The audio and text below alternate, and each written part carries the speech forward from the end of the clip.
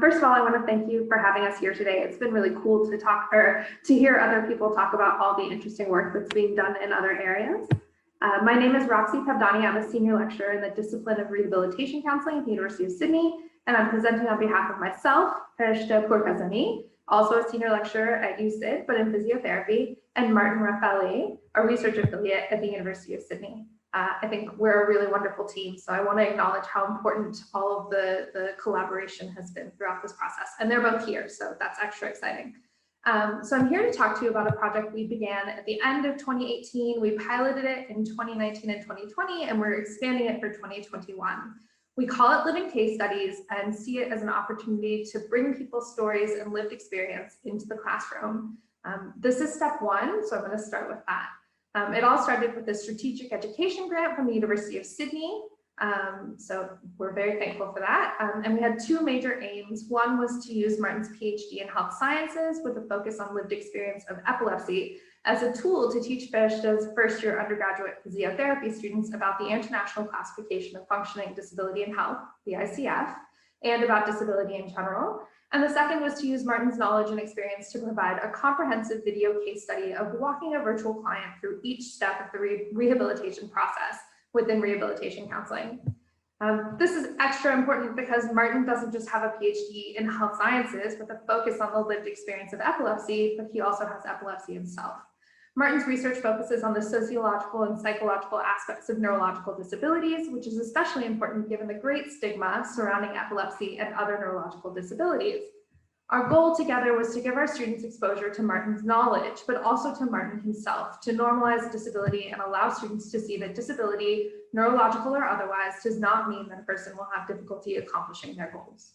So Martin recorded a series of videos for us to use in physiotherapy and rehabilitation counseling courses. I'm going to get a bit more specific here and talk about how we implemented this in implemented Martin's videos in rehab counseling, because that's my world. So we first introduced Martin as a person in our Rehabilitation Counseling 1 unit, where our students are learning about basic counseling skills. So we did a video recorded intake session with Martin in which he talked about his background and experiences in academia. And then the students also watched me demonstrating the counseling skills that they were learning to use.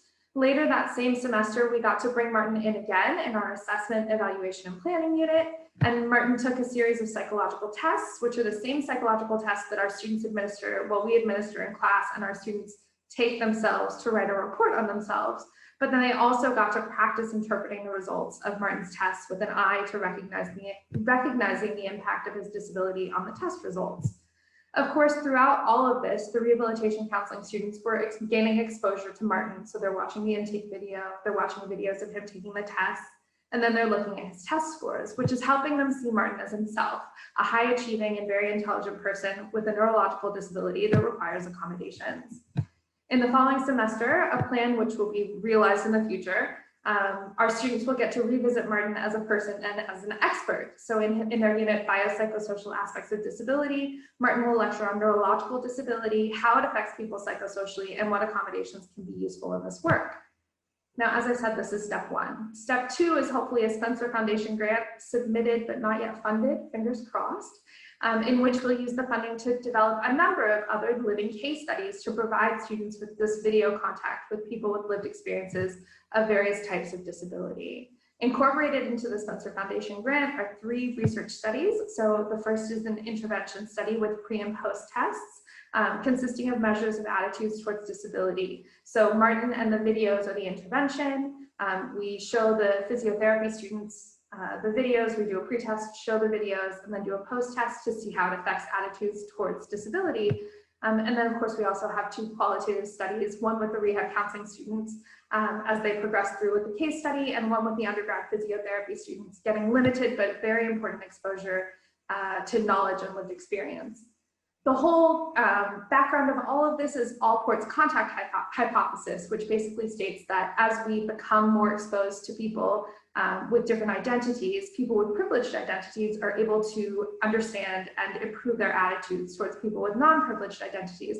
Now that was started, in the 50s, with looking at racism, right? And so now we're talking about implementing that in a COVID world and an increase in online teaching, and seeing if these video case studies and if this contact is able to improve student attitudes towards disability. So on a final and related note, if you are interested in using some of our videos in different units you teach, especially the videos on the ICF or the videos on the biological, sociological, and psychological impact of epilepsy, please do reach out to us. We're happy to share, and we might even ask if we can survey your students. So thank you all for your time and attention. I really appreciate it.